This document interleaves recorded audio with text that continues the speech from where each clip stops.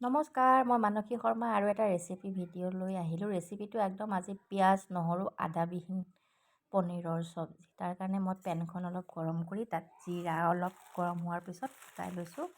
লগত ধনিয়াও অকণমান ফুটাই লওঁ।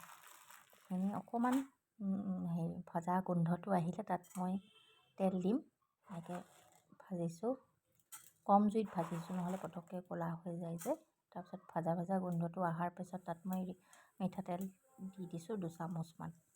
দি এইখিনি ভালদৰে গৰম হোৱাৰ পিছত বিলাহীখিনি অলপ ভাজা হোৱাৰ পিছতে দি দিছোঁ মই কেপচিকামখিনি।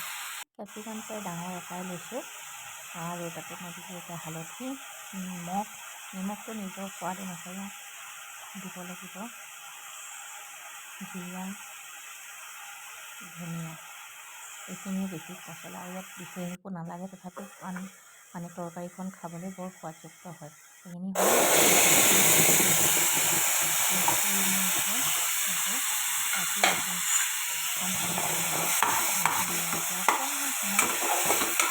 কৰি তাত মই ডাঙৰ চামুচেৰে 2 চামুচ দৈ দিম। মিঠা দৈ দিওঁ মই, পানীখিনি নহয়, একদম ওপৰৰ গোটাখিনি আৰু।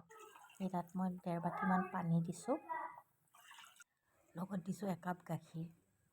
এইখিনি ভালদৰে উতল অহাৰ পিছত তাত মই পনীৰৰ অলপমান ভাঙি গুড়া কৰি দিম। এনেকৈ প্ৰায় 100 গ্ৰামমান পনীৰ মই এনেকৈ গুড়া কৰি দিম।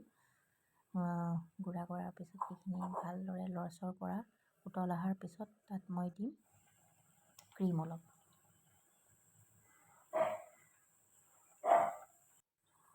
কচুৰি মেথি দি দিলোঁ। কচুৰি মেথিটোতো লাগিবই, নহ'লে আঞ্জাখন সোৱাদ নহয় খাবলৈ। এইখিনি দি মই হৈ যোৱাৰ পিছত পনীৰ দি এনেকৈ নমাই থ'লোঁ। এতিয়া এই আঞ্জাখন মই কাৰ কাৰণে বনাইছোঁ গম পাব, নিজে কমেণ্ট কৰিব। মই একদম বনাই মেলি ৰখি আছোঁ তহঁতৰ কাৰণে, জল্দি আহি যা, আপোনালোকে বনাব। Thank U.